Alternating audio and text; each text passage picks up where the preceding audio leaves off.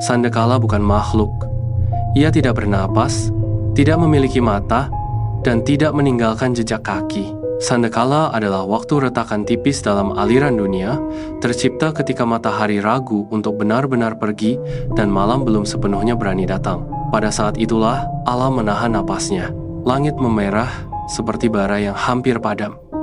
Angin melambat.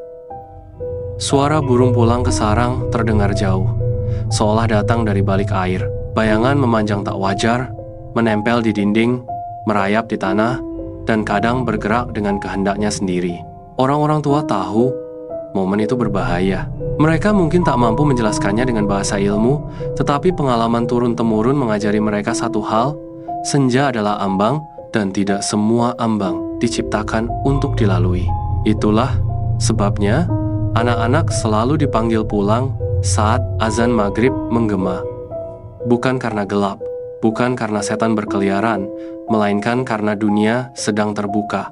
Di banyak kampung lama, ada cerita tentang anak-anak yang hilang saat senja. Mereka tidak ditemukan di sungai, tidak tersesat di hutan, tidak pula diculik manusia. Mereka menghilang begitu saja di halaman rumah, di persimpangan jalan, bahkan hanya beberapa langkah dari pintu. Tak ada teriakan, tak ada suara jatuh, hanya ruang kosong di tempat mereka terakhir berdiri. Orang-orang menyebut peristiwa itu diambil Sandekala, meski tak seorang pun benar-benar tahu apa yang mengambil mereka. Menurut naskah kuno yang disimpan di rumah para juru kunci dan dukun sepuh, Sandekala adalah saat medan energi bumi melemah. Garis-garis pemisah antar lapisan realitas menipis, seperti kain tua yang basah oleh hujan, mudah robek, mudah terlipat. Di titik-titik tertentu, lipatan itu menjadi permanen. Persimpangan jalan yang tak pernah sepi, namun selalu terasa sunyi. Bawah pohon tua yang akarnya mencengkeram tanah seperti tangan raksasa. Tepi sungai yang airnya mengalir terlalu pelan saat senja. Halaman kosong yang rumputnya tak pernah tumbuh tinggi. Di sanalah portal Sandekala terbuka karena fluktuasi energi. Ia tidak bercahaya, tidak berputar, tidak memanggil dengan suara. Portal itu hadir sebagai rasa salah, rasa ragu, rasa seperti melangkah ke tempat yang seharusnya tidak ada. Orang dewasa jarang jatuh ke dalamnya karena dunia telah mengikat mereka dengan kuat, tanggung jawab, ketakutan, keyakinan. Anak-anak tidak memiliki ikatan sekuat itu. Jiwa mereka masih lentur. Anak-anak melihat apa yang tak bisa dilihat orang dewasa. Saat senja, mereka bisa melihat jalan yang memanjang di tempat yang biasanya buntu. Mereka mendengar panggilan lembut yang terdengar seperti suara ibu, teman, atau tawa yang familiar. Mereka melihat bayangan yang melambaikan tangan, seolah mengajak bermain sebentar saja, sebentar yang terasa aman. Satu langkah. Itu saja yang dibutuhkan. Begitu kaki mereka melewati batas yang tak terlihat, dunia asal menutup seperti pintu tanpa suara. Tidak ada jalan kembali. Tidak ada teriakan yang terdengar di sisi lain. Karena itulah, para orang tua dahulu tidak sekadar melarang. Mereka memerintah. Masuk, jangan main maghrib.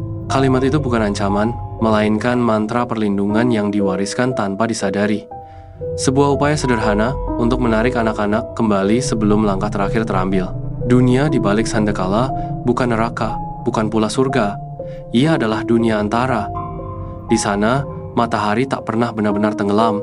Langit selalu berada dalam warna jingga pucat yang melelahkan mata. Tidak ada malam untuk beristirahat, tidak ada siang untuk berharap. Bayangan hidup sendiri bergerak lebih cepat dari tubuh, kadang berbisik tanpa suara.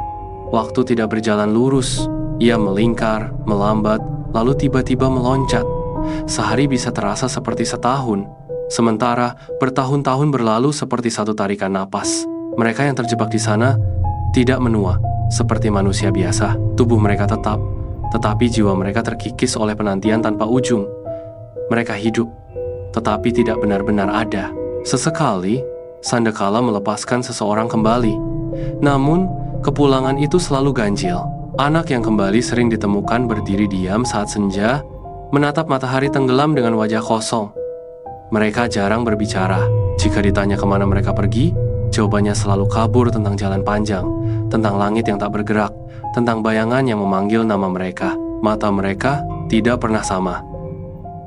Ada kerinduan yang tak bisa dijelaskan, seolah sebagian diri mereka masih tertinggal di ambang itu. Hingga kini, Sandakala masih datang setiap hari. Ia tidak memilih korban, ia tidak berburu. Ia hanya ada, menunggu siapapun yang lengah, yang mengabaikan rasa salah di dada, yang melangkah terlalu jauh saat senja menggantung. Mungkin itulah sebabnya, jauh di dalam diri manusia dewasa, selalu ada kegelisahan yang tak jelas saat matahari terbenam. Sebuah dorongan untuk segera pulang, untuk menutup pintu, untuk memastikan semua yang kita cintai berada di dalam rumah. Karena di ambang senja, dunia bukan sepenuhnya milik kita, dan Sandakala masih menunggu satu langkah lagi.